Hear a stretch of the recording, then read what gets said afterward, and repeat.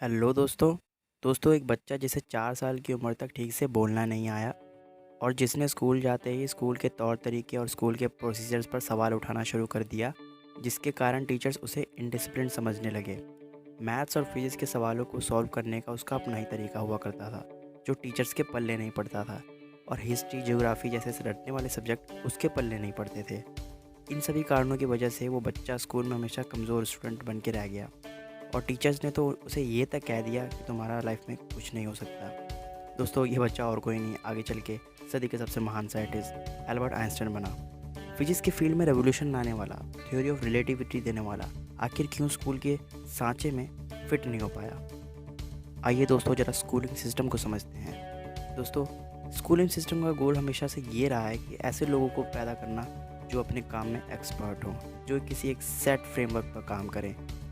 दोस्तों, schooling system में हमेशा से इनोवेटर्स के लिए, out of the box thinker के लिए कोई जगह नहीं रही है। दोस्तों, हमारा स्कूलिंग सिस्टम एक फिक्स्ड माइंडसेट वाले लोगों को ही इंटेलिजेंट समझता है। दोस्तों, यही कारण है कि आइंस्टाइन, थॉमस एडिसन, न्यूटन जैसे जेम्स को हमारा स्कूलिंग सिस्टम कभी पहचान ही नहीं पाया। और यही कारण है कि ऐसे भी लोग हमेशा स्कूल में कमज़ोर स्टूडेंट बन के रह जाते हैं।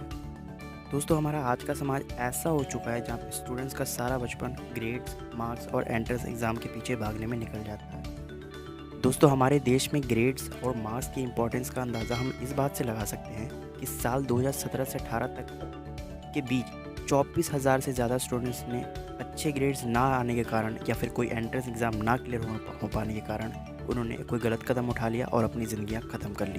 दोस्तों, ये मैं नहीं कह रहा, हिंदुस्तान टाइम्स के द्वारा किए गए एक सर्वे ये बोलती है। और दोस्तों, ना जाने इसके अलावा कितने ही बच्चे डिप्रेशन में चले जाते हैं जब उनका कोई अच्छा ग्रेड नहीं आता है या फिर उनके एंट्रेंस एग्ज़ाम क्लियर नहीं होते हैं। तो दोस्तों, इन सब चीज़ों की वजह आज भी सोसाइटी का यह सोचना है, यह माइंडसेट है कि सी ग्रेड वालों का कुछ नहीं हो सकता लाइफ में। अगर लाइफ में कुछ उखाड़ सकते हैं तो सिर्फ वो ए ग्रेड वाले ही हैं जो उखाड़ सकते हैं, वरना सी ग्रेड वाले तो कुछ नहीं कर सकते। लेकिन दोस्तों, ये सच्चाई नहीं है। इतिहास में ऐसे कई सारे लोग हैं जो सी ग्रेडर्स हो रहे हैं और उन्होंने अपनी अचीवमेंट से लोगों को हैरान कर दिया है।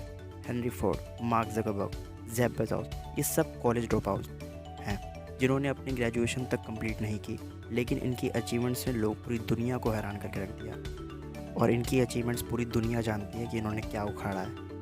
दोस्तों, बेसिकली इस वीडियो में हम उन कुछ रीजंस के बारे में बात करेंगे कि क्यों आखिर एक एवरेज स्टूडेंट, एक सी ग्रेडर हमेशा लाइफ में टॉपर्स के मुकाबले आगे पाया जाता है। टॉपर से ज़िंदगी में कई गुना आगे निकल जाता है। आखिर ऐसा क्यों? दोस्तों, हमारा पॉइंट नंबर 1 है, they are innovative thinkers, they focus on innovation. दोस्तों, कई लोगों ने अपनी लाइफ में बहुत कुछ अचीव किया है, लेकिन वो अचीवमेंट इसलिए नहीं किया कि उन्होंने किसी बड़े कॉलेज से बड़ी डिग्री हासिल की हो या फिर बचपन से हमेशा 90+ स्कोर किया हो, एक ग्रेड ही लाया हो, बल्कि उन्होंने उस अचीवमेंट को इसलिए प्राप्त किया क्योंकि उन्होंने कुछ नया सोचा, अपनी इनोवेटिव थिंकिंग की मदद से किसी प्रॉब्लम का सलूशन दिया, एक रेवोल्यूशन लाया। दोस्तों, आइंस्टाइन का भी यही कहना था, it is insane to do same thing over and over and expect different result. दोस्तों, इसका मतलब है कि किसी एक चीज़ को बार बार करके डिफरेंट रिजल्ट की अपेक्षा करना हमेशा पागलपन होता है। और दोस्तों, हमारे स्कूलिंग सिस्टम में यही पागलपन दोहराया जा रहा है। दोहराया क्या यार, मतलब बार बार रिपीट हो रहा है। सेम किताबें, सेम सिलेबस, सेम कंसेप्ट सालों तक पढ़ाए जाते हैं बच्चों को, जो कि आउटडेटेड हो चुके हैं, जो कि मॉडर्न एरा में बिल्कुल फिट नहीं होते हैं। और वही चीज़ें बच्चों को सालों से रटवाई जा रही हैं, जिनकी अब इंडस्ट्री में डिमांड ही नहीं है। सो दोस्तों, हमारा पॉइंट नंबर 2 है, दे have simple solution for tricky problems. दोस्तों, एक सी ग्रेड स्टूडेंट को हमेशा लेज़ी माना जाता है और उसे बुरा कहा जाता है। लेकिन मेरा मानना है कि लेज़ी होना बुरा नहीं है जब तक आप मेंटली लेज़ी ना हो जाओ।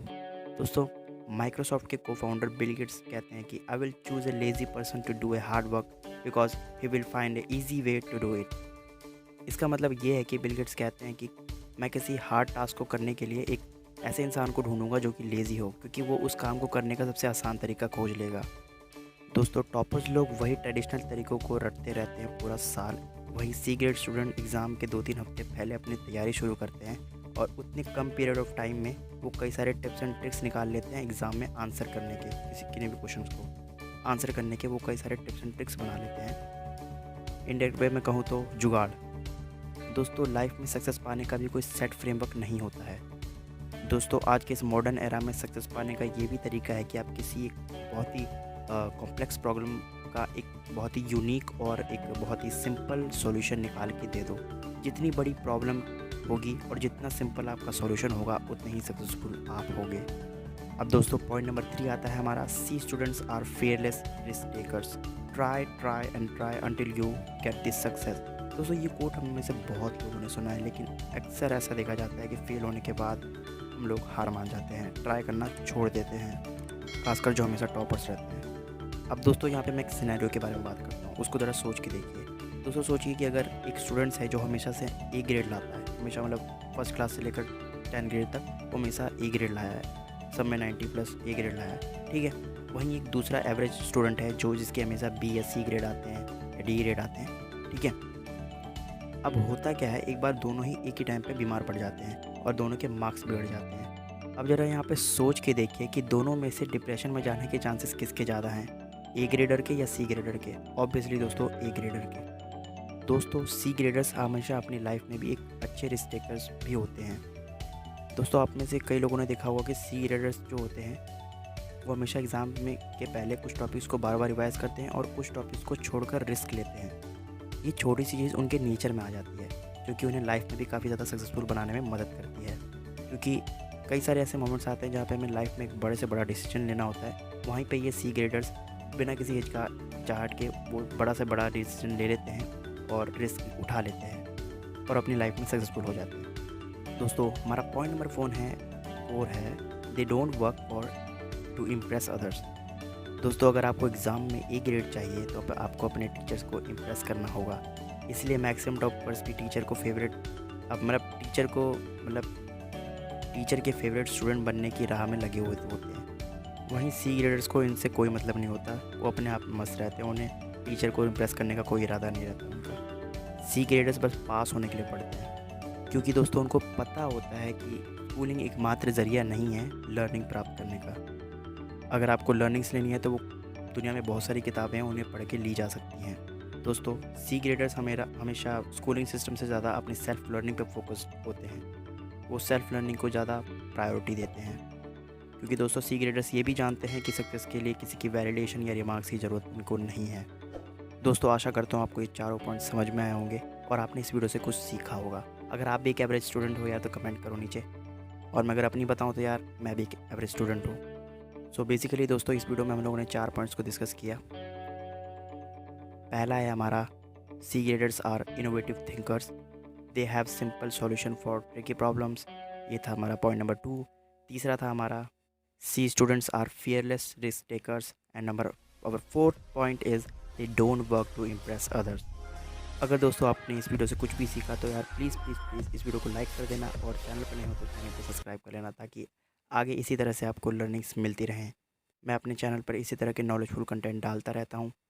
अगर आप भी बुक्स की लर्निंग्स लेते रहना चाहते हैं, स्टार्टअप से रिलेटेड कुछ भी चीज़ें सीखना चाहते हैं, तो मेरे चैनल को प्लीज़ सब्सक्राइब कर लीजिएगा। चलिए मिलते हैं अगली वीडियो में, तब तक के लिए गुड बाय।